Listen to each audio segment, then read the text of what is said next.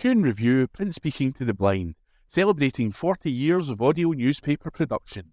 Welcome to this week's edition of the National Podcast, recorded at the Bishop Briggs Media Centre by our amazing volunteers. You can get in touch with us via Facebook, Twitter or Instagram using @KuhnReview, that is @CuendReview.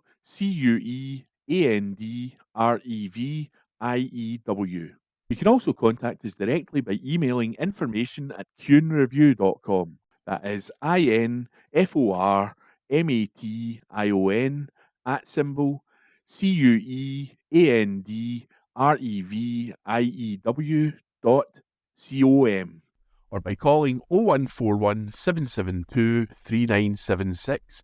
That's 0141 772 3976. From the National Politics section, Thursday the 21st of May. Labour deny involvement after 5 arrests made in English election probe. Written by Abby Garton Crosby. Labour have denied involvement with alleged offences committed in the lead-up to the local elections in England after 5 people were arrested.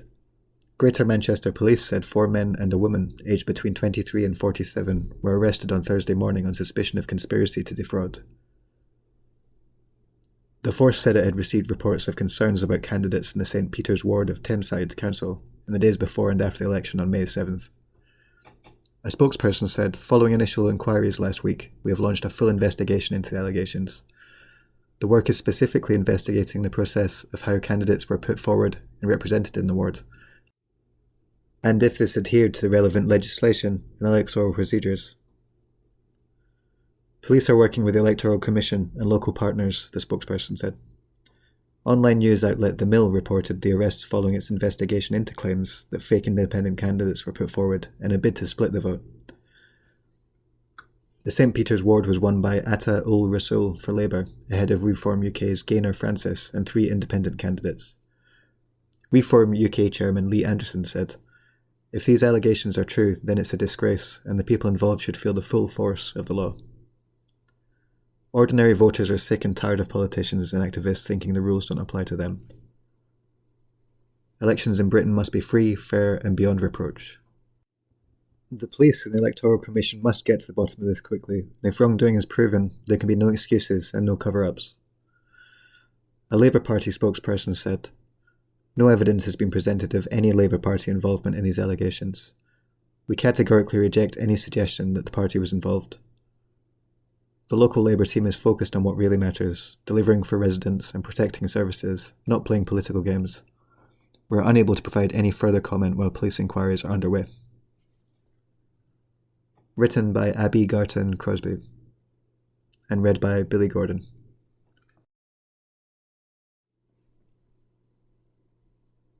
The National News section, Thursday the 21st of May. Summer disruption as hundreds of airport workers to strike. Written by Jamie Calder. Nearly 700 airport workers in Edinburgh and Glasgow have backed strike action during the peak summer holiday season, including during the World Cup and the Commonwealth Games in Glasgow. Unite the Union said on Thursday it will announce strike dates in the coming days, but said industrial action is expected to occur over the course of the 2 major events. About 370 workers employed by Edinburgh Airport Limited and about 320 workers employed by ICTS and Menzies Aviation in Glasgow have backed strike action over ongoing pay disputes. The union said ICTS workers deal with passengers directly in the security search areas and process them for flights. Workers across Scotland's largest airports have overwhelmingly backed summer strike action. This is a direct result of their very profitable employer's refusal to make a fair pay offer, Unite General Secretary Sharon Graham said. The workers have no other option, and the blame for the situation lies entirely with wealthy companies choosing to boost profits before people. A spokesperson from Menzies Aviation said, "We are disappointed the union has progressed industrial action in an attempt to disrupt flights at Edinburgh and Glasgow airports this summer. We have engaged constructively throughout and put forward a fair and workable offer for all parties that recognises the challenging operating environment caused by the Middle East conflict. Pay at both locations has consistently increased above inflation since the COVID pandemic, and our current proposal again exceeds inflation and aligns with agreements the union has reached with other ground handlers at Edinburgh and Glasgow. We hope an amicable resolution can be reached soon. Should industrial action take place, we have robust and proven contingency plans to minimise any potential disruption to our airline customers and their passengers, ensuring flights can operate as scheduled. A spokesperson for Edinburgh Airport said, "Constructive talks on pay were held today with ACAS between Edinburgh Airport and its unions, including Unite. Further talks are planned for early next week." A spokesperson for AGS Airport said, "We are aware of the regrettable developments including Unite, Menzies and ICTS, including threats to disrupt passengers' holiday plans. Both Menzies and ICTS continue to engage in discussions with the trade union as they work to find a resolution on the pay awards." Written by Jamie Calder and read by Billy Gordon. This is from The National on Monday 25th May 2026, from the Politics section. Former SNP Chief Peter Murrell due in court on embezzlement charges, by Xander Elliards. Former SNP Chief Executive Peter Murrell will appear in court today where he is expected to enter a plea on charges of embezzlement. Murrell, who served as SNP Chief Executive from 2001 to 2023, is accused of embezzling £460,000 from the party over 13 years, as well as falsifying documents. He will appear at the High Court in Edinburgh for a criminal preliminary hearing, according to the court rules. Preliminary hearings generally see the accused enter a plea of guilty or not guilty and are used to ensure that prosecutors and the defence will be ready for trial. Murrell had been due to appear at the High Court in Glasgow for a preliminary hearing on February 20th. However, 1 week before the date came, the hearing was pushed back to May and moved to Edinburgh. The former SNP Chief Executive, who is also the estranged husband of former First Minister Nicola Sturgeon, faces charges including embezzlement of £459,046.49 of SNP funds over a 13-year period, 2010 to 2023. Purchase of a £124,550 motorhome, Niesman and Bischoff Smove 7.4E, using SNP funds for personal use. Creation of false duplicate sales documents relating to the motorhome to portray it as a legitimate party expense.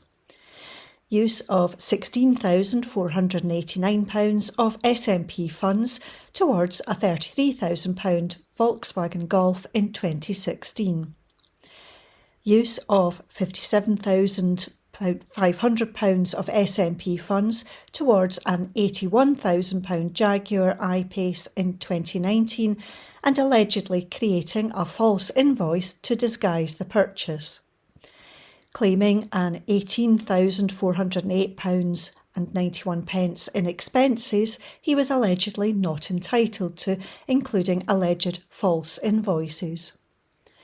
Spending £159,757.39 of SNP funds at 82 retailers on items allegedly for personal use or the use of others, 2014 to 2022. Spending £81,610.19 of SNP funds on Amazon purchases 2010 to 2023, allegedly for personal use or others, and recorded in a way said to disguise their true nature.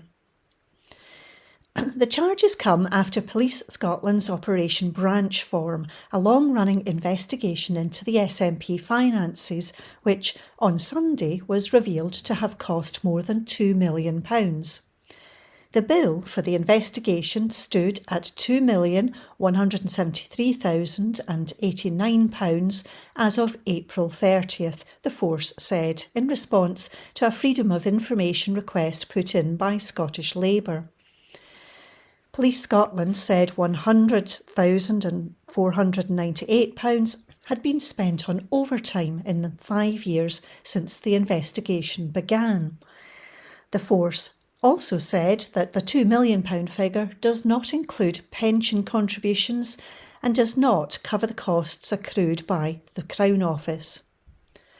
Operation Branchform was launched in 2021 following a complaint about what the SNP had done with more than £600,000 raised from the general public with the stated aim of fighting a second independence referendum. Murrell resigned as SNP Chief Executive in March 2023, 1 month after Sturgeon resigned as First Minister. He was arrested the following month, in April 2023, and questioned by detectives while his and Sturgeon's Uddingston home and the SNP's headquarters were searched. He was then released without charge. However, 1 year later, in April 2024, Murrell was re-arrested and charged with embezzlement. In March 2025, Sturgeon and former SNP Treasurer Colin Beattie, who had also been arrested and questioned over the course of the police probe into the party's finances, were both cleared after the investigation was closed. 2 months prior, in January 2025, Sturgeon had announced that she and Murrell were splitting up after 15 years of marriage and 22 years together. That article was by Xander Elliards. The National, 25th of May. Comment. It's time to end reliance on private sector consultants. By Jim Osborne, Scottish Banking and Finance Group. Scotland's Parliament has a different look to it after the election. The right has fewer seats than previously. While Reform gained 17 MSPs, the Conservatives lost 19, and 100 of the 129 seats are held by a mix of pro-independence and centre parties. The independence cause is no longer the purview of a single party, and there is a potential for new thinking about how independence might be achieved given a larger presence of the Scottish Greens. There is no clear path to independence. The SNP, the Greens and the rest of the independence movement are going to have to find a way through. As an old Chinese saying goes, to cross a river you have to feel for the stones. One thing can be said, Scotland is not going to find a way to independence from a position of poverty and an underperforming economy. Economy which is failing the people is more likely to strengthen the position of opportunists like Reform or even more extreme right-wing forces. Pro-independence parties must rise to the challenge of improving the well-being of our people. They are not going to achieve this by carrying on listening to corporate lobbyists and bankers and relying on advice from private sector consultants. These voices have a conflict of interest. They are best served by the status quo. Why would advisers from the ranks of Scotland's investment bankers recommend the Scottish Government to do anything other than issue its bonds to the bond market and outsource the management of the process to investment banks in return for the payment of an exorbitant fee? The new government must challenge the rules by which it is required to operate under devolution and stop making excuses that our hands are tied. And it must stop making promises it cannot deliver without challenging those rules. Take, for example, the promise of a Scottish energy boom. Recent news has called into question the future of the Scottish offshore wind sector. One issue which is holding it back is the transmission charges power generators face. These costs have to be factored into developers' bids for the supply of power under the UK Contract for Difference regime. Higher transmission costs put them at a competitive disadvantage compared to producers further south. Vattenfall has pulled out of a joint venture with the Fred Olsen Seawind to build the Muir Mhòr floating offshore wind farm for precisely this reason, To change the UK rules on transmission charges, the SNP and the Greens are going to have to get the support of the other parties in the Scottish Parliament, especially from Labour and the Liberal Democrats. They have an interest in seeing a devolved Scotland prosper, and a prospering Scotland governed by a pragmatic, risk-taking and assertive pro-independence government is more likely to choose independence when the conditions are right. During 2026, the Scottish Currency Group has been advocating a strategy for Scotland to invest in ourselves. This also requires challenging conventions. It requires new thinking about pension funds, what they are really for, and how the money that they manage can be put to better use to help Scotland's economy and future prosperity. Maximising the financial returns in the interests of the beneficiaries is not helping the future prosperity of Scotland. It is building up large financial clams on the productive capacity of the country without helping to build that capacity. In any case, the conflict in the Middle East will have catastrophic effects on the returns that can be made from typical pension fund investments in financial assets. There is an urgent need to disinvest from volatile financial assets and allocate the funds to investment in real productive assets that will benefit the productive capacity of our economy and provide for the needs of all our people. If the competitive disadvantage faced by energy producers in Scotland can be resolved and capital is made available by our own government pensions, there is a potential for a Scottish-owned company to replace Vattenfall in the joint venture with Fred Olsen Seawind. That Scottish company could be capitalised from LGPS funds and by the Scottish National Investment Bank. Even if a modest share in a joint venture of 10 to 20% was possible, it would make the start of a journey towards building greater Scottish ownership and reducing our reliance on foreign investment. These kind of changes will help build the foundations for independence in advance, but are also changes which should be of interest to unionist parties in Scotland, who say their aims are to create a more prosperous Scotland. There is scope here for pragmatic cross-party cooperation, even if the parties do not share the long-term goals. By Jim Osborne of the Scottish Banking and Finance Group. Read by Gordon Brown. This is from The National, Sunday, May 24th, 2026, the Culture section. New play tells story of acclaimed artist's grandfather. Article by Nan Spowert. Growing up on a small croft, it wasn't unusual for acclaimed musician Elsa McTaggart to see frogs and tadpoles in the family's water supply. One of 11 children in a house with no electricity and an outside toilet, there was little money to spare, and just a horse and a cart, as well as one 50cc motorbike for transport. It sounds like a lifestyle from the 1940s, but this was in the early 80s, on a hillside high above the Perthshire town of Aberfeldy. I think we were about 30 or 40 years behind everyone else, said Elsa, who now lives in Lewis. The children wore hand-me-downs and walked miles to school. But for Elsa, it was a happy time, and she fondly remembers the beauty of her surroundings and the love of her family.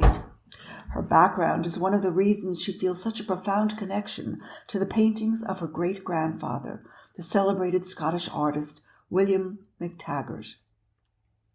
Like Elsa, he grew up on a small croft, but set off for Edinburgh against his parents' wishes when he was just 16 years old to make his living as an artist, succeeding despite his impoverished background.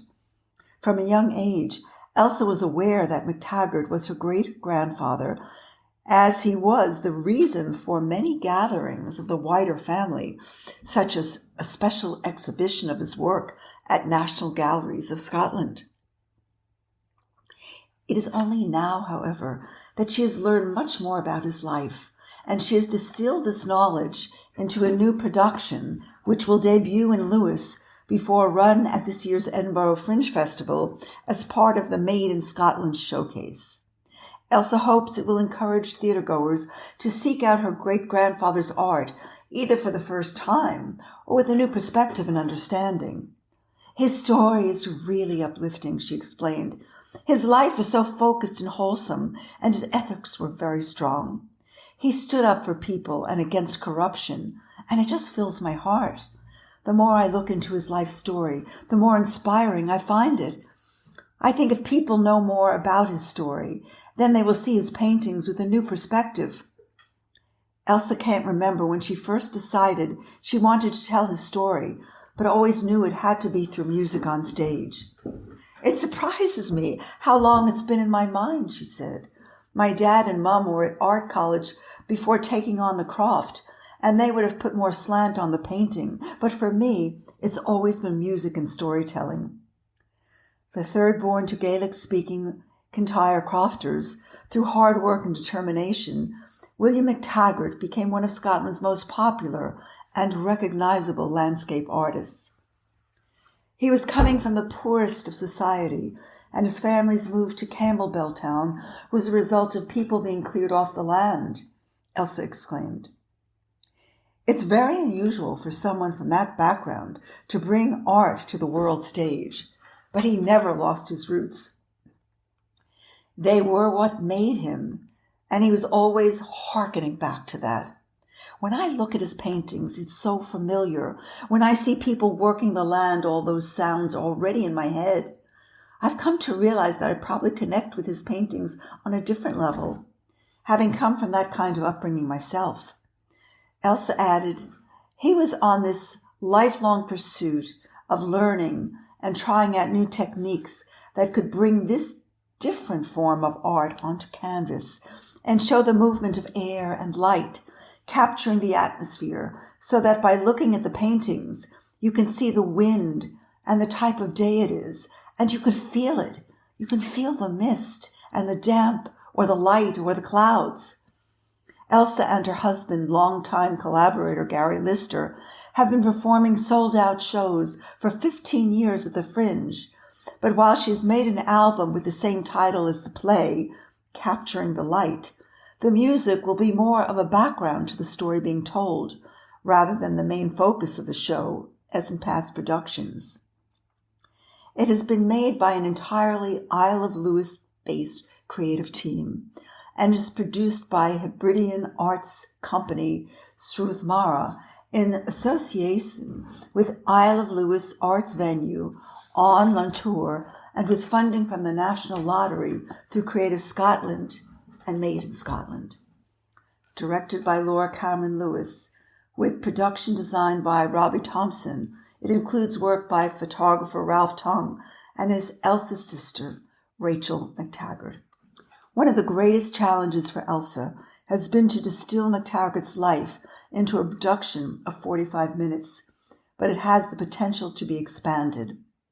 There is so much to say, but what I really want to get across is how and why he achieved what he did in such a beautiful way, she said. I hope people will come out of the performance wanting to go and view his paintings, knowing the backstory, and just really appreciate them because they're so beautiful. It's really random, the people I meet who love his paintings, but I have found that not many know his story, and I feel that everything I have done before has kind of been building towards this. Many of McTaggart's major works are now held in public art collections across the UK, including the Tate in London. But while many of his fellow artists went south of the border to earn a living, he refused, saying, I would rather be first in my own country than second in any other. Several of his paintings can be seen in the National Galleries of Scotland, including The Sailing of the Immigrant Ship 1895, the last of 3 major paintings exploring the departure of Scottish emigrants to America, a subject that touched him deeply. Elsa McTaggart, Capturing the Light, will debut at Anne Luntour this June before it transfers to the Edinburgh Festival Fringe as part of Made in Scotland. That article was written by Nan Spowert, read by Janet Stein.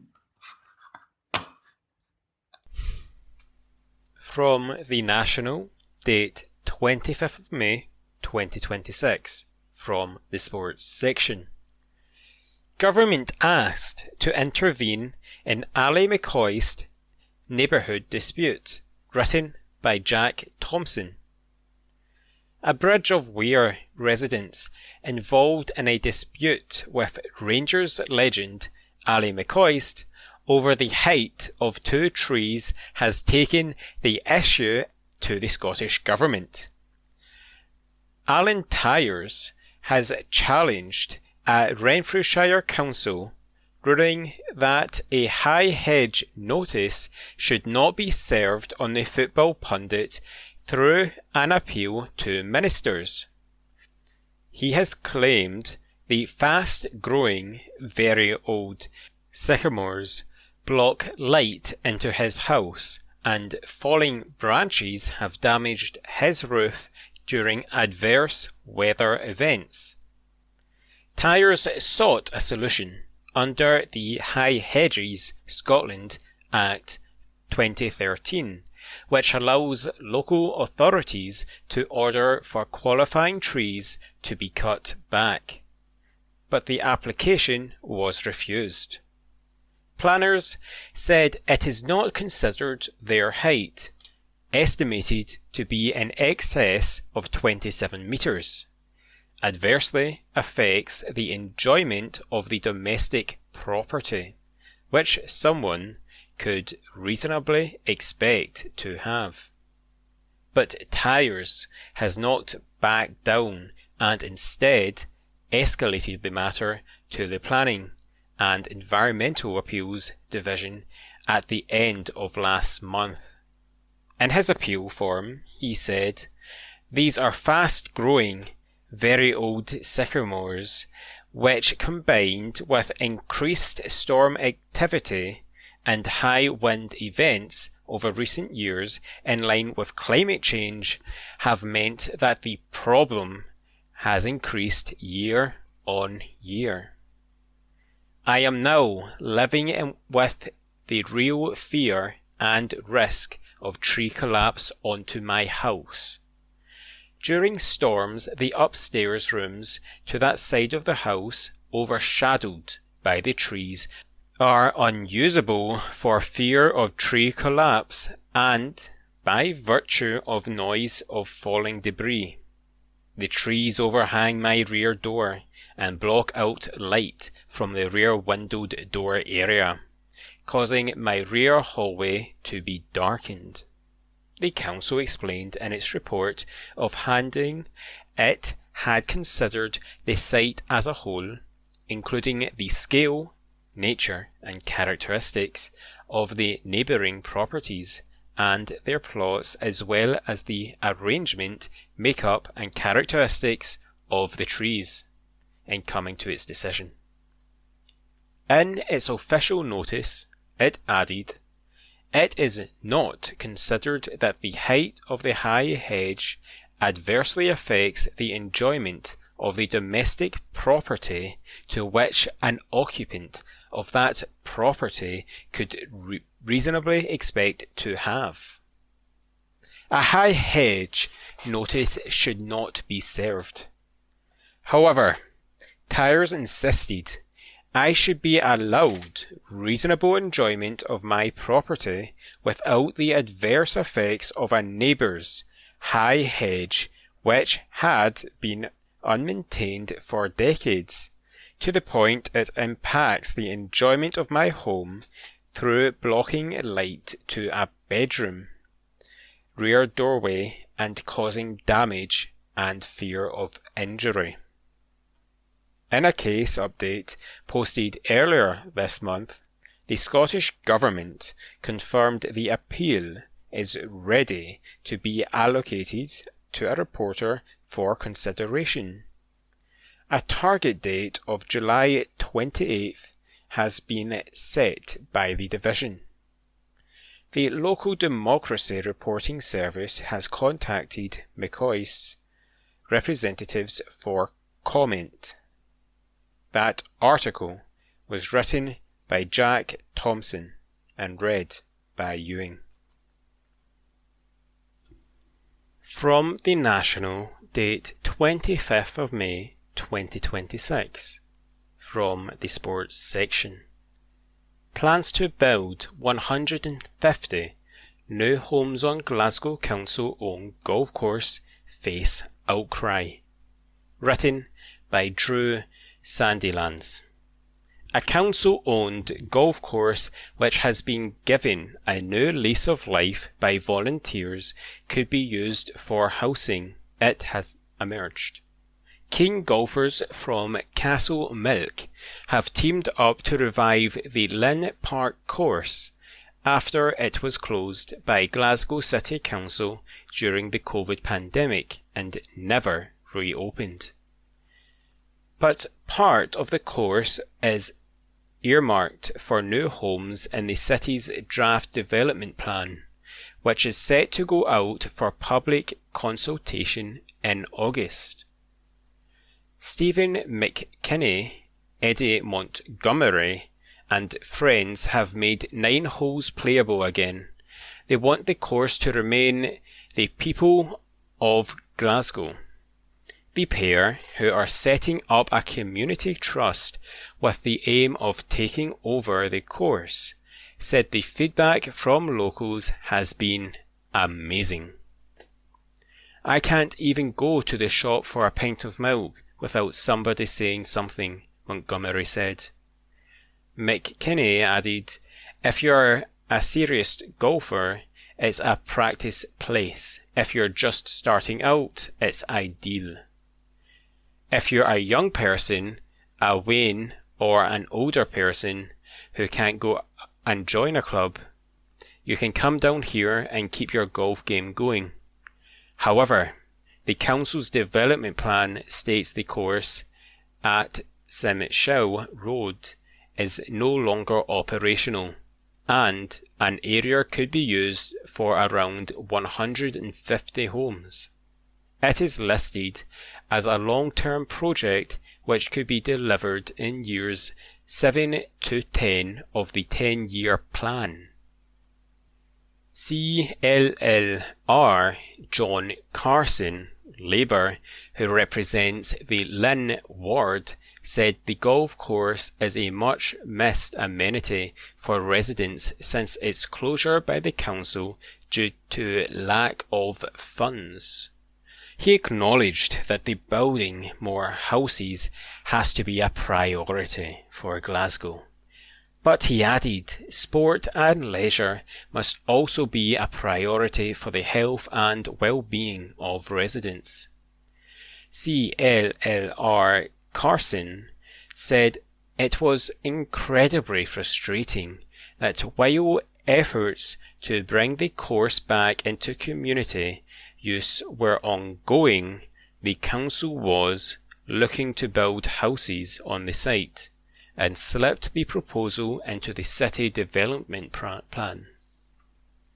He encouraged the community to have their say when the 12-week consultation process gets underway. Stephen said the Castlemilk community has come together to breathe new life into the course. I didn't think that existed anymore, he said. Eddie added, there's people I've seen down here in the last 8 weeks that I've not seen since that club was open.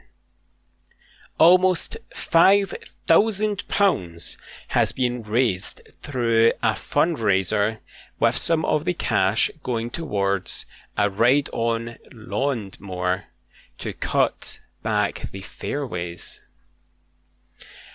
At a recent council meeting, an official said the draft development plan includes some changes which are quite significant, including at Lynn Park, where some greenbelt land would be allocated for housing development. A council spokesman added, the course had been decommissioned following a budget in 2020 that required the council to make £50 million worth of savings.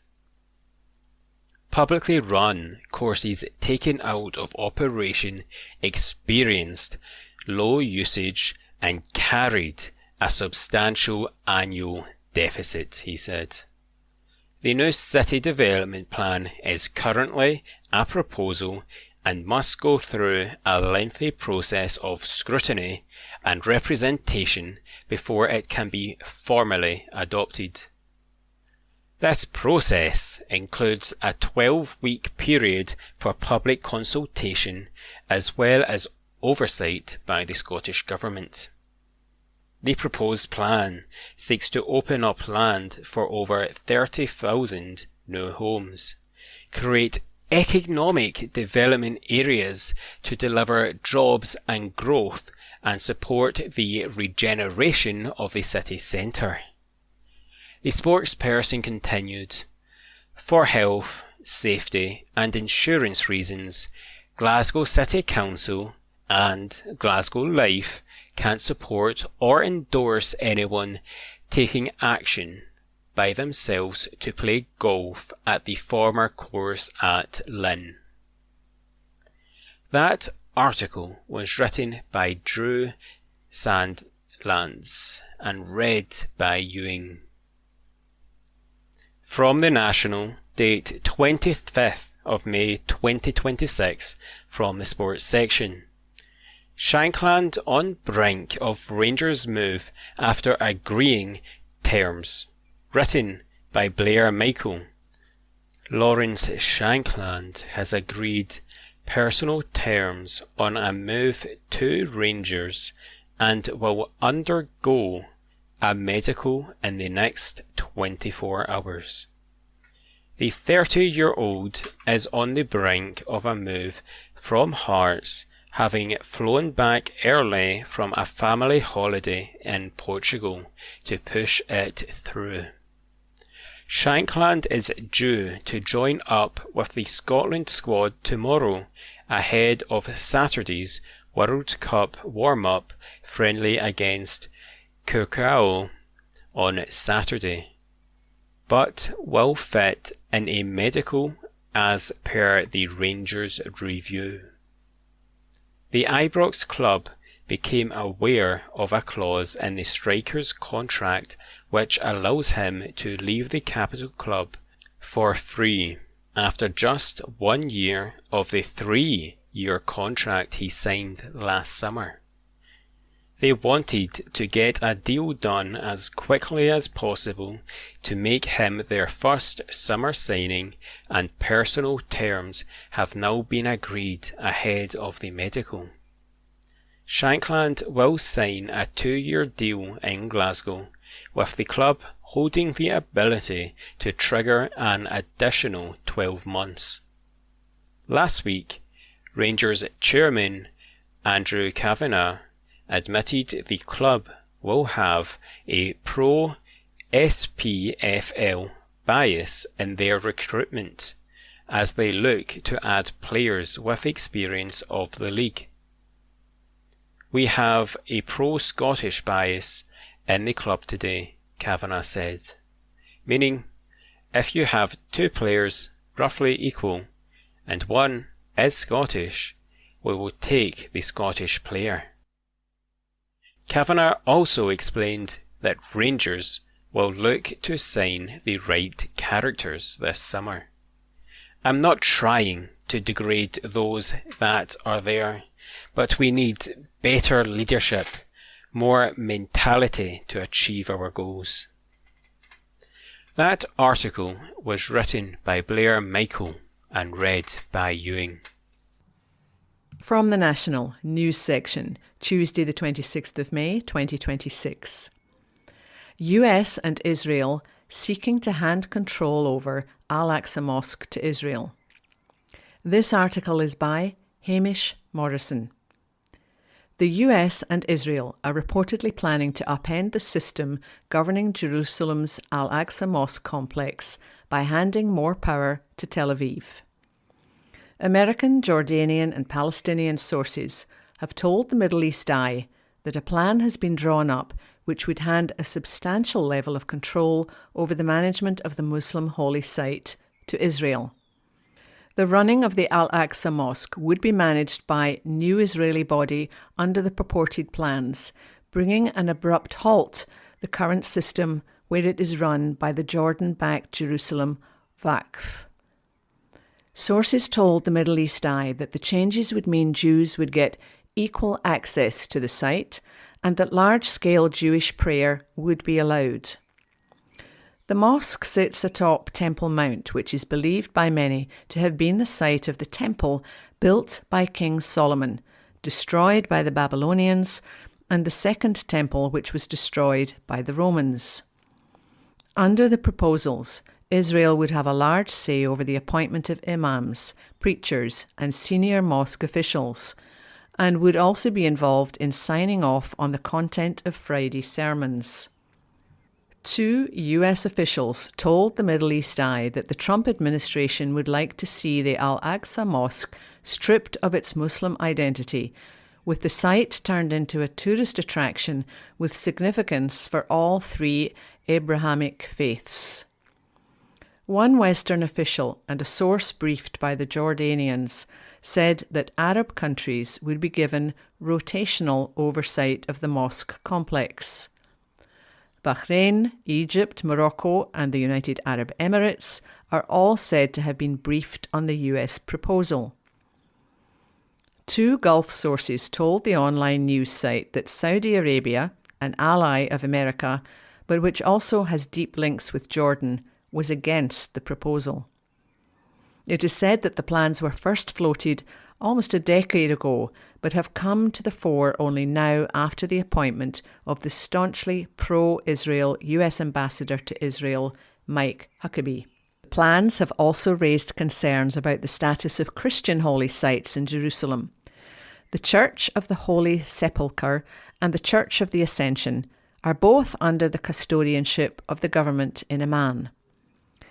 Jordanian and Palestinian officials have warned that the decades-old status quo, where Al-Aqsa remains an exclusively Muslim site, is being eroded by Israeli police raids, visits from extremists and political calls for Jewish prayer access. Mustafa Abu Sway, the deputy head of the Waqf Council, said that Jordan's custodianship was a cornerstone for stability in the region. He told the Middle East Eye that Palestinians viewed the custodianship strategically as a lifeline, and noted that Jordan had consistently defended the historical status quo at international forums, including UNESCO.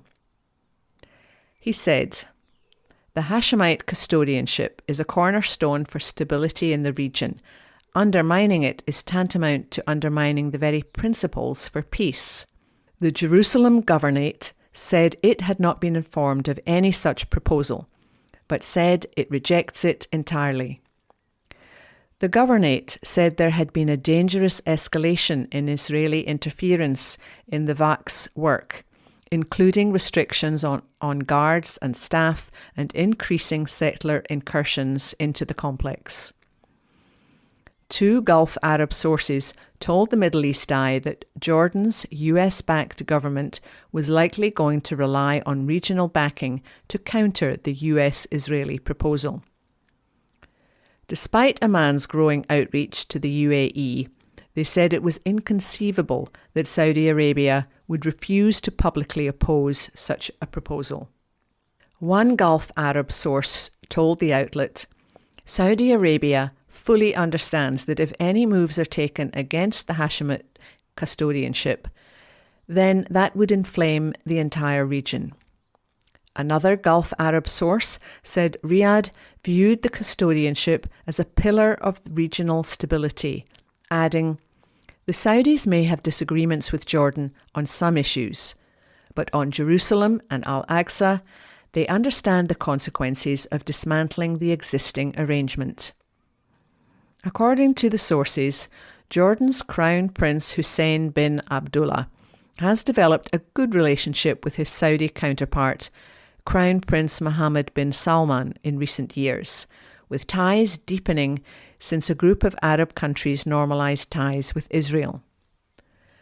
But both of the sources said it was unclear how the kingdom would respond if the UAE or Bahrain publicly backed the proposal. A US official denied the White House sought to strip Jordan of its custodianship of the Al-Aqsa Mosque and said the story was totally false. And that article was written by Hamish Morrison and read by Lynn McNeil. From the National, Politics section, Tuesday, 26th May 2026. Why is the key question which sparked SNP police probe still unanswered? This article is by Xander Elliards. Peter Murrell has pleaded guilty to embezzlement. But look at some corners of the Scottish press and you'd be forgiven for thinking it was someone else who was on the trial. Despite Murrell's crimes, it was Nicola Sturgeon who has found herself in the firing line of many of Scotland's commentators and media outlets. This has led to debates about misogyny and questions over whether a woman should be held to account for a man's crime. Those debates will not be rehearsed here. For one, it is clear that Sturgeon has questions of her own to answer, and those questions are not about Murrell's knickknacks. Claims that the former SNP leader should have been suspicious that her husband could afford a PlayStation or a toilet seat are patently ridiculous. Murrell was earning at times more than £100,000 per year after all. These were things he could afford, and the list of items from which he embezzled funding reads like an escalating pattern, from small things to the more audacious. No doubt, as he realised, he could get away with it. The focus instead must be on asking Sturgeon questions about things for which she does have responsibility, her own statements and leadership. The irony is that perhaps the key question for the former First Minister is the camper van, which has become something of a joke. On Monday, amid speculative questions about what she knew, Sturgeon released her second of two statements on Murrell's embezzlement. She said she was not aware of many of his illicit purchases and, indeed, in relation to the item of the largest value, a camper van, I was not aware of its existence until it featured in the police investigation in early 2023. Is this a sustainable position? Colin Beattie, the former SNP treasurer, who, like Sturgeon, was arrested, questioned, but ultimately not charged during Operation Branch Form, is on the record as saying he learned about the camper van from the party's 2021 accounts. The camper van does appear to be there, valued at £80,632 under the category motor vehicles. The previous year, 2020's accounts, had no mention of any vehicles at all. So, how did Sturgeon not notice? An asset worth £80,000 suddenly appeared on the books of the party she led, and she didn't notice? It is apparent oversights like this that have led critics such as former SNP MP Joanna Cherry to note a remarkable lack of curiosity in party finances on Sturgeon's part. But some of the former SNP leader's fiercest critics, former Alba MP Neil Hanvey, for example, would do well to remember questions must not only be asked of her leadership. Murrell's crimes began in 2010 and covered both the SNP's first majority in 2011 and the independence referendum in 2014, all under First Minister Alex Salmond. If Sturgeon must have noticed irregularities in her party's finances, should Salmond have not? Then there is John Swinney, now the First Minister, who served as Sturgeon's deputy for 9 years and Salmond's finance secretary before that. He was leader when Murrell was appointed chief executive and will have seen the next 2 decades of his work up close. Ultimately, there are questions for all of the top brass of the SNP. However, not least among them is one which started all of this but ironically remains unanswered. Where is the missing £600,000?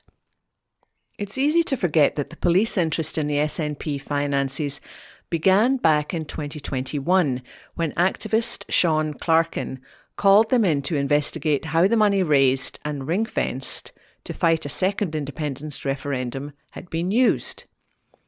SNP accounts showed the party had just £260,565 in cash at the end of 2020, up from £96,854 at the end of 2019. In June 2021, then Treasurer Beattie confirmed that £666,953 had been raised through the independence-related appeals and coded as such through the internal process. He said that the SNP had applied £51,760 of expenditure against the money, which should have left some £615,000 in a ring-fenced pot. By 2022, the SNP accounts said that £740,822 had been raised through the independent-related appeals, and £253,335 of it spent, leaving £487,487. So, where was it? And where is it? 4 years on, we have Murrell's embezzlement conviction, but not a word about where that money has gone. The closest we appear to have an explanation is Beattie's 2021 statement, in which he basically seemed to say the SNP had spent it, but also written reminders to themselves to earmark future expenditure on IndyRef 2 as if it had come from the £600,000. That does not explain what the money was spent on. Without a police investigation to prejudice, SNP leaders should now have to answer. And that article was written by Xander Elliards and read by Lynn McNeil. From the National Culture section, Tuesday, 26th May 2026. Award-winning Paisley Grassroots Music Venue up for sale. This article is by Alistair Ferguson. A long-established and award-winning grassroots music venue just outside Glasgow has been put up for sale. Located in Paisley's town centre, the bungalow is regarded as a key music venue for up-and-coming Scottish talent, along with established artists. Originally, the bungalow opened on Renfrew Road in the 1970s and hosted some big-name acts including The Clash, The Jam, Echo and the Bunnymen, The Fall and The Skids. The business then moved to its current location on Shuttle Street in 2008, where the likes of Frightened Rabbit, Paolo Nutini, Jerry Rafferty and the Blockheads helped inspire up-and-coming bands to fulfil their musical talents and dreams. The venue's website added that it does not support any form of pay-to-play or unethical practices within our venue, adding that they aim for artists, customers and staff alike to be treated with an equal degree of respect, and such a practice is unwelcome here. It added, "We always aim for gig tickets to be as cheap as possible. However, you will probably find most of our events are free." The live music venue has a large open-plan main performance space and raised stage area, along with an integrated bar. It has now been put up for sale with an asking price of £190,000. The venue is described on its website as being well known for our relaxed atmosphere and laid-back attitudes, not to mention having the friendliest team of staff, we feel, on the planet. Tony Spence, Associate Director at Christie & Co., who is managing the sale process, said the sale offers an exciting opportunity for investors looking to grow their portfolios or invest for the first time. He said, "We're delighted to be marketing the investment sale of the bungalow in Paisley. This opportunity offers a great return on your investment and benefits from having an experienced operator in situ who have very recently extended their lease by 10 years. Please get in touch for further information. And that article was written by Alistair Ferguson and read by Lynn McNeil. The National News on Wednesday the 27th of May. The future of an ancient Scottish bird hunt is in the balance amid a review. An article written by Hamish Morrison. The future of an ancient Scottish bird hunt hangs in the balance as the special licences needed to kill the animals are up for review. Campaigners seeking to end the Guga hunt, which has taken place for hundreds of years in the Outer Hebrides, have said it's among the cruelest and most ecologically reckless wildlife practices left in Scotland. Special licences are needed to allow the killing of baby gannets, which are protected as wild birds at Sula Scare, and these are currently under review by the regulator NatureScot. The agency will soon launch a consultation on whether the practice should be allowed to continue. The baby gannets are caught with a pole and a noose before their bodies are plucked and preserved in salt, producing a food which is considered a local delicacy. Devon Doherty, the Scottish campaigns manager at Protect the Wild, said, "The Guga hunt is one of the cruelest and most ecologically reckless wildlife practices left in Scotland, and NatureScot is the only thing standing between these birds and yet another year of senseless slaughter. Every year, defenceless gannet chicks are beaten to death on a supposedly protected island, all for an outdated delicacy that nobody needs." Protect the Wild sparked backlash after running a candidate in the recent Holyrood election to raise awareness of their campaign. Robert Pownall, the pressure group's founder, was accused of cultural imperialism as the London-based campaigner ran in Edinburgh Central to highlight his cause and admitted that he had never been to the island. Angus MacNeil, the former MP for Nachellan and Anyer, previously told the Sunday National that the Guga hunt spared the birds a far worse natural death of starvation at Sula Scare. An article from The National, written by Hamish Morrison. The National News on Wednesday the 27th of May. An investigation is launched after a fire on Arthur Seat in Edinburgh. An article written by Lucy Jackson. An investigation has been launched to establish the cause of a large grass fire which broke out near Arthur Seat in Edinburgh on Monday. Emergency services were called to the scene when the alarm was raised at about 6:50 p.m. on the 25th of May. The fire started in an area of vegetation near the ruins of St Anthony's Chapel. Firefighters worked through the night tackling the blaze, and it's understood that the Scottish Fire and Rescue Service remains at the scene to dampen down hot spots. Clouds of smoke could be seen rising from the area as firefighters tackled the blaze, and local residents were advised to keep their windows and doors shut as a precaution. There were no reports of any injuries. The high road within Holyrood Park remains closed to vehicles, with visitors urged to follow guidance from the Scottish Fire and Rescue Service. A multi-agency investigation has now been launched to establish the cause of the fire. Local Area Commander Alison MacDonald said, "We know that the area around Arthur Seat was busy due to the good weather, and we would ask that anyone with any information surrounding the cause of the fire comes forward and speaks with officers. As the good weather continues, we will continue to work with our partner agencies and would encourage members of the public to stay safe and behave responsibly." Meanwhile, the area commander at the Scottish Fire and Rescue Service, David Durley, who is the local senior officer for the City of Edinburgh, said, "At 6:50 p.m. on the 25th of May, we were alerted to reports of a large grass fire on Arthur Seat in Edinburgh.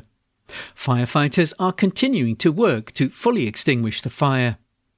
We know many people will be wanting to enjoy the good weather, but we ask that they do so responsibly. Wildfires have the potential to destroy property, landscapes and wildlife, which is why it's so important that members of the public use extreme caution under these conditions. Please avoid lighting outdoor fires and be mindful that one spark can spread rapidly, causing a large amount of damage. If you spot an outdoor fire, please report it immediately by calling 999, providing your location and any other relevant information so that we can respond quickly. Jamie Hamilton, the senior ranger at Holyrood Park, said, "We'd like to extend our sincere thanks to the emergency services for their quick response to this incident, and we'd encourage anyone with any further information to come forward. We know that people are keen to enjoy the good weather, but we would ask them to remain vigilant and not to use any form of naked flame within the parameters of the park, dispose of rubbish properly, and to report anything of concern immediately. The high road within the park has been closed to vehicles, and we would ask visitors to continue to follow guidance from the Scottish Fire and Rescue Service and avoid the affected areas." An article from The National, written by Lucy Jackson. The National Politics, on Wednesday the 27th of May. John Swinney clashes with Jackie Baillie in a fiery Peter Murrell debate. An article written by Xander Elliots. The First Minister John Swinney accused a Tory MSP of misleading Parliament and the Scottish Labour Deputy Leader Jackie Baillie of lacking decent respect amid a heated Holyrood debate on the fallout from Peter Murrell's guilty plea. On Monday, the former SNP Chief Executive had admitted to embezzling £400,000 from the party over the course of 12 years, and on Tuesday, MSPs were granted an urgent question on the case in the Scottish Parliament. The Conservatives had bid to ask a question of Scotland's Lord Advocate Dorothy Bain, who is both Head of Prosecutions and the Government's Chief Legal Advisor, about the reasons why Nicola Sturgeon had not been charged, but it was blocked by the presiding officer. However, the Tories had a second urgent question granted and used the debate following it to ask their rejected question anyway, something which the First Minister said was getting into incredibly inappropriate territory. The Scottish Tory Deputy Leader Rachel Hamilton said, "John Swinney is desperately trying to sweep this scandal under the carpet and denied that there was any problem in 2021, and that is on record. Now Peter Murrell will rightly face the full force of the law, but the public will question why the former First Minister did not face investigation." Ms Sturgeon was in fact investigated by police, who filed no charges against her at the conclusion of Operation Branch Form. Ms Hamilton went on, "The Lord Advocate is responsible for all criminal prosecutions in Scotland. She sits in the SNP Cabinet. Can the First Minister tell the Chamber whether the Lord Advocate will publish the reasons why the Crown Office did not pursue charges against Nicola Sturgeon?" Mr Swinney questioned how he could be sweeping the scandal under the carpet if he had given a 50-minute press conference on Monday and was answering MSP's questions on Tuesday, before adding that what Ms Hamilton had suggested about the Lord Advocate was disrespectful to the judicial system in this country. "It's an insult to the rule of law, and it should not be tolerated in this Parliament," he added.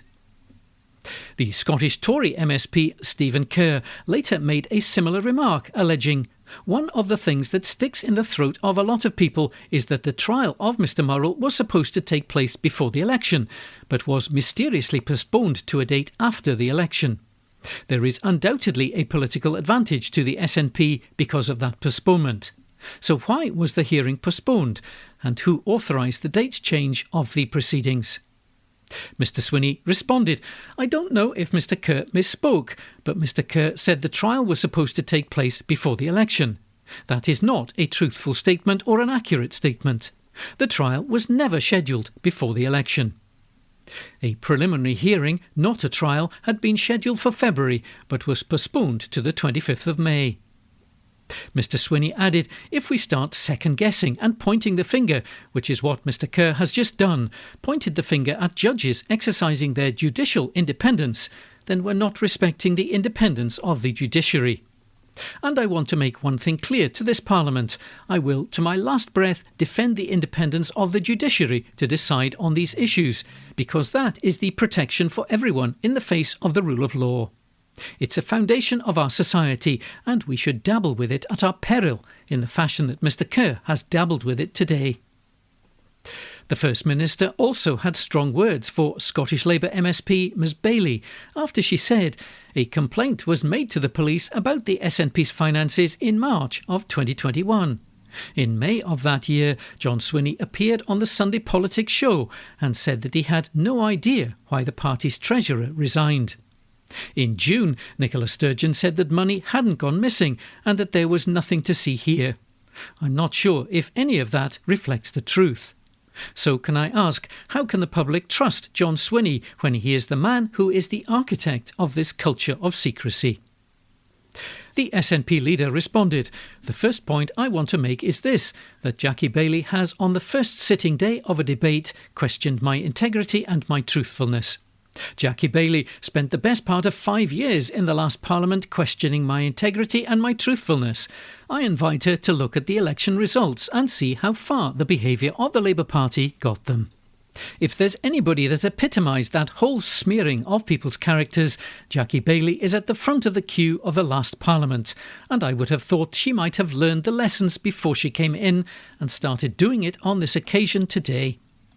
Mr Swinney said that the deception and criminality was down to Mr Murrell alone, adding, "Now we've taken action as a party to address these issues, and we have good and strong governance in place under my leadership, and that's what my party has a right to expect. But I also think that there's an entitlement to expect in this Parliament some decent respect for the integrity of individuals, which Jackie Baillie sadly lacked in her contribution today." Elsewhere, the Scottish Lib Dem leader Alex Cole-Hamilton questioned Ms Sturgeon's statement that she had only learned of the SNP's campervan in 2023, saying, "If we're to believe the narrative account of the former First Minister that this was not a criminal conspiracy, then it follows that this was in fact a catastrophic failure of financial oversight." Mr Swinney then responded, "I don't think it's the place of Parliament to be carrying out investigations that the police have themselves carried out. If I was to suggest any of that, I would be breaching my commitments in the Ministerial Code. So if that obligation and burden is on me, then I don't see why it's not on Mr Cole-Hamilton." And Reform UK MSP Graham Simpson's questions about scrutiny of SNP finances was rebuffed by the First Minister, highlighting that Nigel Farage is dodging accountability on a £5 million contribution made to him personally. "Forgive me for being a little bit sceptical about people who run into the greenhouse throwing stones around on this occasion," the SNP leader added. An article from The National, written by Xander Elliotts. The National, on Wednesday the 27th of May. Opinion. Money needs to talk if we're serious about promoting our languages. A column written by Paul Kavanagh. Much has been made of the fact that the new Scottish Parliament, for the first time ever, contains no fluent Gaelic-speaking MSPs, while in the new Senedd in Cardiff, the position of the Welsh language is strong. The new Plaid Cymru cabinet held its first meeting in Welsh, with all the new government ministers being fluent Welsh speakers. Gaelic is in a far weaker position than its Celtic cousin. While Wales is on track to achieve 1 million Welsh speakers by 2050, the number of speakers of Scottish Gaelic continues to decline, particularly in the traditional heartlands of the language in the islands and in the North West Highlands. The most recent census figures starkly illustrate the difference in demographic strength of the two languages. In Wales, the official census of 2021 recorded 538,300 Welsh speakers. The Welsh Government Annual Population Survey of 2025 to 2026 put the figure much higher at 828,500, reflecting a wider definition of knowledge of Welsh. An estimated further 110,000 Welsh speakers live in England.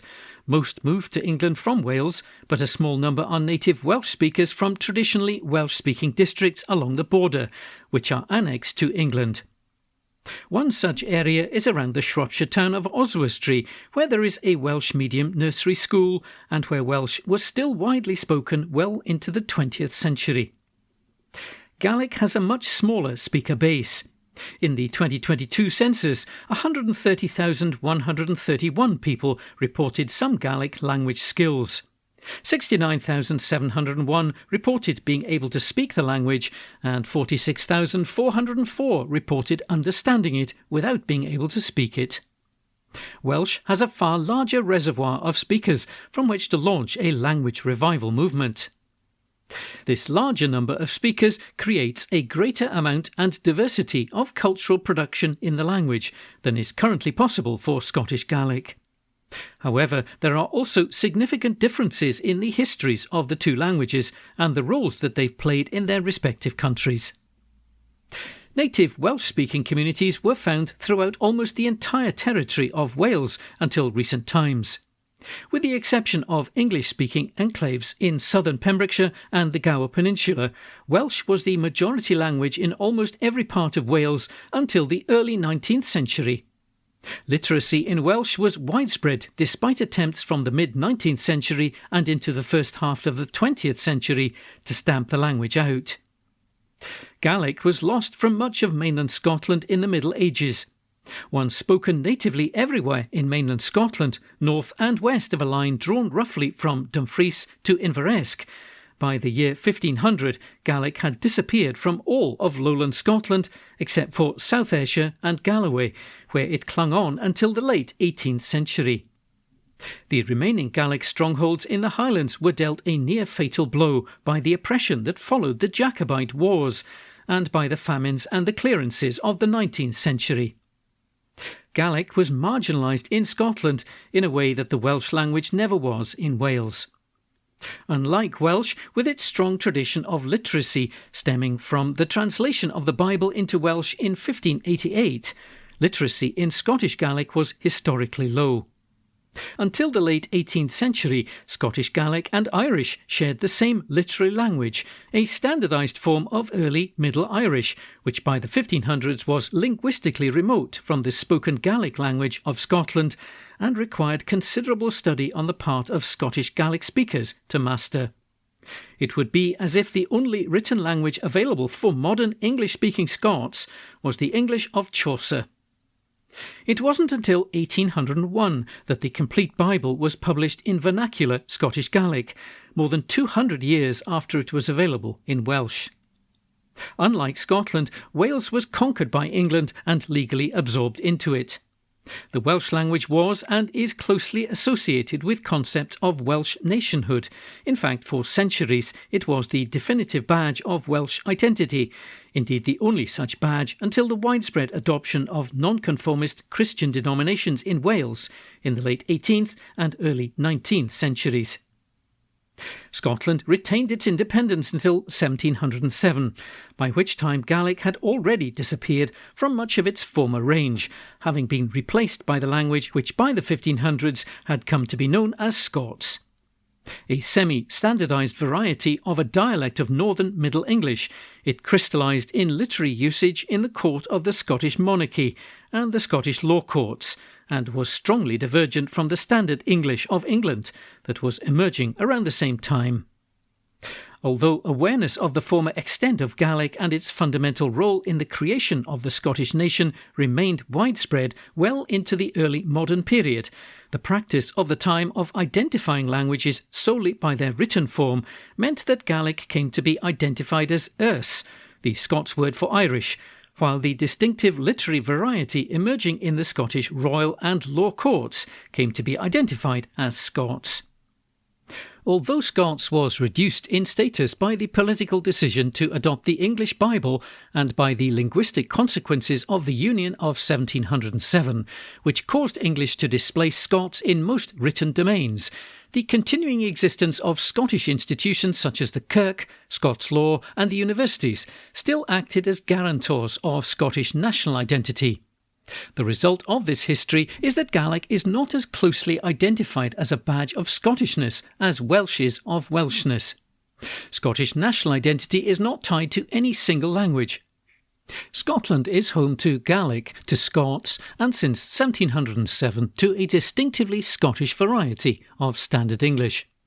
You could argue that this linguistic diversity is the basis of the Scottish concept of civic nationalism. All this means that securing a future for the Gaelic language will be a challenge. It is possible to save the language and to increase the number of people who speak it, but at the very least this will require considerably more investment in the language than hitherto. The Welsh Government allocates more than £150 million annually to the Welsh language, with a significant portion directed towards the £1.6 billion initiative to reach 1 million Welsh speakers. In contrast, the Scottish Government spends just £35 million annually on both Gaelic and Scots. If we're serious about promoting Scotland's languages, we also need to get serious about the amount of public spending and resources devoted to them. Otherwise, Welsh will attain 1 million speakers, while Gaelic and Scots wither away. A column from The National, written by Paul Kavanagh. The National News on Wednesday the 27th of May. The most popular baby names for 2025 are revealed. An article written by Laura Pollock. Freya has replaced Olivia as the most chosen name for baby girls in Scotland, according to new data from the National Records of Scotland. It had been in the top 3 girls' names for the previous 3 years, but this is the first time that it's hit the top spot, with 268 babies given that name in 2025. Noah remains at number 1 for boys. 318 babies were called Noah in 2025. It's been in the top 3 since 2020. For girls, the biggest climbers within the top 100 were Lily and Matilda, both up 55 places to 83rd and 93rd places respectively. Darcy moved up by 52 places to 100th and Margot up by 45 places to 79th. Soaring up the boys' top 100 were Vinny, up 70 places to 95th, Cooper up 42 places to 79th, and Rory up 33 places to 52nd. Anushka Pandya, a statistician at the National Record of Scotland, said, "We send our congratulations to everyone who welcomed babies in 2025. It's always exciting to see a name reach the number 1 spot for the first time. Freya has taken a long time to reach the top. The name ranked 578th in the 1970s, and it rose in popularity each decade until arriving at number 1 in 2025. There are now a record number of names in use for boys, at 3,957. There are still many more names in use for girls, 4,603, but that number has fallen slightly since 2024. The National Records of Scotland said that the data doesn't provide evidence for why particular names rise or fall in popularity, but sometimes changes coincide with their use in popular culture. Freya is one spelling for the name of a goddess in Norse mythology. It's also the name of an actress in the television show The Witcher and a character in the originals. Names of characters from the Bridgerton books and the television series, such as Daphne, Eloise and Penelope, are all gaining popularity. An article from The National, written by Laura Pollock. The National Politics on Wednesday the 27th of May. The UK government rejects a Scottish Parliament call for an independence referendum.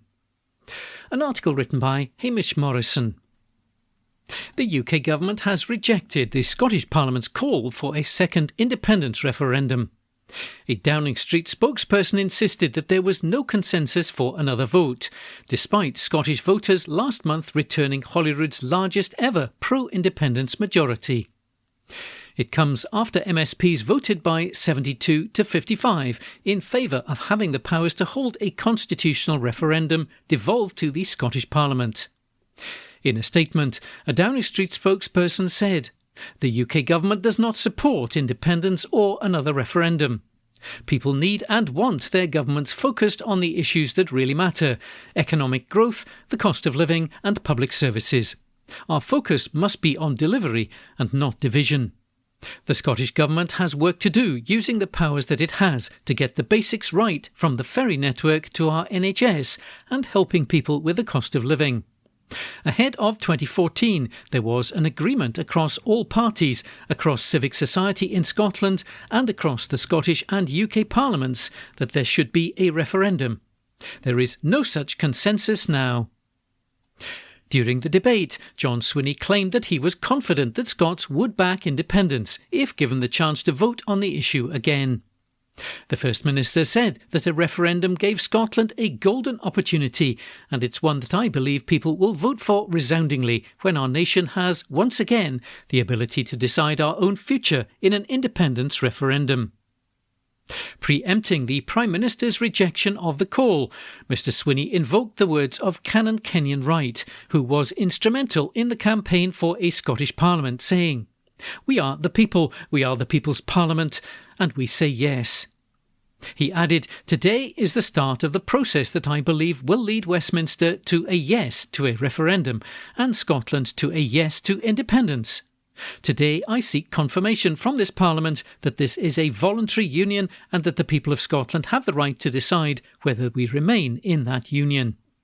That's a principle that should be accepted by all those in this chamber who believe in independence, but also all those who believe in the union." MSPs also backed the Green co-leader Ross Greer's call to the Scottish Government for more effective use of existing devolved powers to make Scotland a fairer, greener and kinder country where household costs are reduced, where wealth is distributed more equally and where climate and natural environment are protected. An article from The National, written by Hamish Morrison. The National, Politics, on Wednesday the 27th of May. Military use of a Scottish airport surged before the latest Iran strikes. An exclusive article written by James Walker. Military use by the United States of Scotland's publicly owned Prestwick Airport spiked in the days before the latest strikes on Iran, The National can reveal. Analysis of flight tracking data shows that US military aircraft departed Glasgow Prestwick Airport at least 8 times in the week leading up to yesterday's renewed strikes on Iran, which threaten a fragile ceasefire. Multiple heavy-duty cargo and transport planes departed the Scottish Government-owned airport between the 18th of May and the 25th of May, including the C-17 Globemaster and the Lockheed C-130T Hercules, and flew to key hubs that have been used to support the US-led war on Iran, such as the naval air station Sigonella in Sicily. This contrasts with the week before, where there were no identifiable US military departures from Prestwick. This pattern mirrors the build-up ahead of February's Operation Epic Fury, when the United States and Israel launched major strikes on Iran, killing its then Supreme Leader, Ali Hosseini Khamenei. An investigation by the Sunday National found that the US military used Prestwick at least 32 times in the 10 days before those strikes, including flights to key US and NATO military hubs in the Mediterranean and the Middle East, which jump-started the war on Iran and has led to thousands of civilian deaths across the region. At the time, a military intelligence expert told the Sunday National that findings are concrete proof that the airport has been used to help the US bomb Iran, albeit specifically as part of the broader supply chain underpinning operations. This renewed spike in US activity at Prestwick is likely to intensify political pressure from anti-war campaigners and the Scottish Greens on John Swinney and the Scottish Government, which owns the airport. Earlier this year, Mr Swinney requested a meeting with UK ministers over the issue.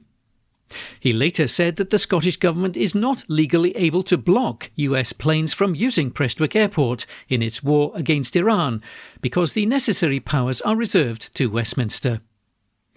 Mr Swinney said that he had looked very closely at the issue, as people in Scotland have enormous concern and unease around the conflict, referencing the war's consequences for energy prices, the cost of living and mortgages, as well as the environmental impact. But he continued, if I was to prevent flights from entering Scotland by the appropriate steps that would be necessary, I would need to exercise national security, aviation, air transport, defence and foreign affairs powers. The Ministry of Defence, meanwhile, has repeatedly said that the airport was not being used to launch military strikes. A spokesperson said, Prestwick is a civilian international airport owned by the Scottish Government and is not being used by the United States to launch military strikes. The UK has authorised the United States to use British military bases for specific defensive missions to destroy Iran's missile capabilities, which are threatening British people, bases and our partners in the region. We won't be providing a running commentary on our allies' operations, including their use of our bases. An exclusive article from The National, written by James Walker. From The National, Politics section. Thursday the 28th of May. Electoral Commission issues statement on Peter Murrell embezzlement. Written by Xander Elliott. The Electoral Commission has issued a statement in response to allegations that Peter Murrell may have embezzled taxpayer money. On Monday, the former SNP chief executive admitted to stealing £400,000 in funds from the party to fund luxury purchases, and questions were raised about whether some of the money had come from the general taxpayer rather than party members. During Murrell's 22-year tenure as SNP chief executive, he may have had access to either grant funding from the Electoral Commission or short money provided to opposition parties in the Commons. Speaking at First Minister's Questions on Thursday, the first of the new Scottish Parliament, Tory group leader Russell Finlay raised new reports that taxpayers' money was also stolen. Responding, John Swinney said that the only issue that could apply there is in relation to a policy development grant from the Electoral Commission. The grants are given to political parties with at least 2 sitting members of the House of Commons and are used to develop policies to include in election manifestos.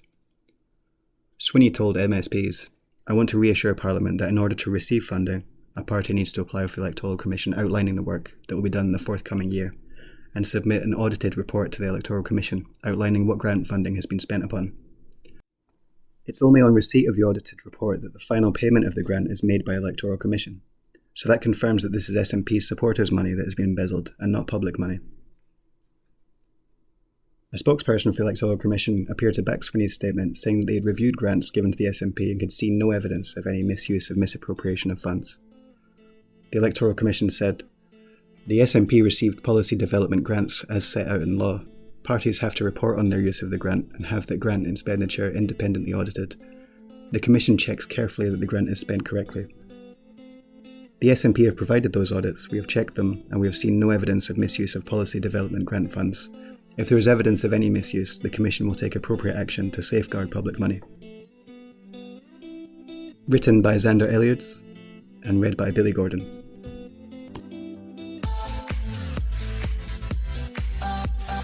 That concludes this week's edition of the National Podcast.